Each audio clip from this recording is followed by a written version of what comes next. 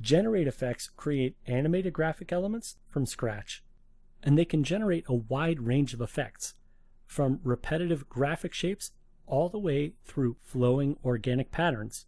In this tutorial, we will create a series of repeating lines using the checkerboard generate effect. You can follow along with the practice files included with this tutorial or with a project file of your own. First thing, let's create a layer solid. I'll click in the timeline to make the composition active, and then go up to the layer menu and choose New, Solid. In the comp settings, go ahead and click on the Make Comp Size button to make the solid the same size as the comp. Now, since we want to create lines instead of a grid, let's go ahead and change the width of this solid to a setting of 20. We can leave the height alone and then click OK. It doesn't matter what color your layer solid is because that's going to be overridden by the effect. So with the layer solid selected in the timeline, let's go up under the Effect menu and go down to Generate. In here, let's generate a checkerboard.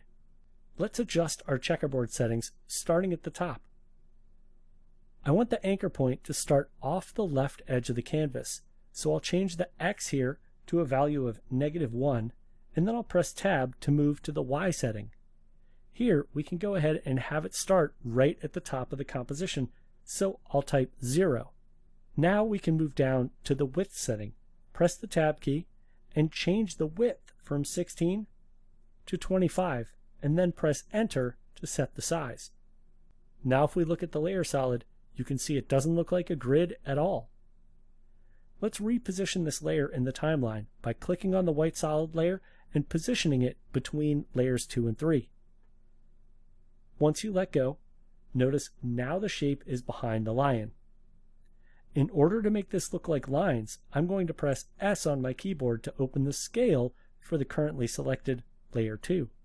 Go over to the chain and click on it once to unlock the proportions. I'm going to hover over the X parameter and hold down Shift and then click and drag to the right to quickly increase the size of these lines. And you want to make sure the lines go all the way off the edges of the canvas. Now these are really bright white, so I'll select layer 2 and press T to open the opacity, and we'll just click and drag to bring the opacity down to a setting around 21. Now to animate these lines, I'd like them to flow from the top to the bottom, and to do that, we'll keyframe the anchor. Since our current time indicator is already at frame 0, go ahead and just keyframe the anchor setting in the Effect Controls panel. Move the current time indicator to the end of the timeline by pressing the End key on your keyboard. You can also just click and drag in the timeline. Make sure you're on frame 9 seconds and 29 frames. To animate the anchor point, let's move it down on the Y-axis. Enter a value of 200 in the Y parameter. I chose that number because it's divisible by 25.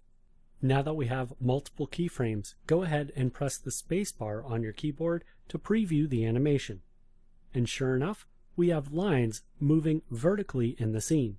Now pay close attention to the animation as the current time indicator moves down the timeline. I think you'll notice once it gets to the end, there's a very slight hiccup that occurs.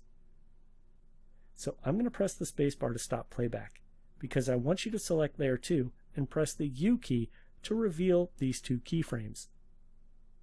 Let's press the J key and the K key on your keyboards to navigate back and forth between the two keyframes in the timeline.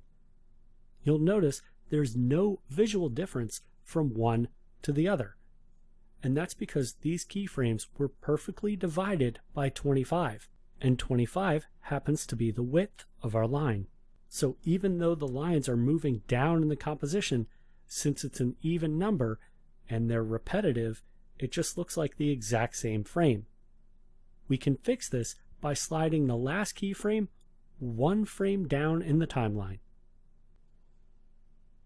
After you move the keyframe, go ahead and press the spacebar to view our handiwork.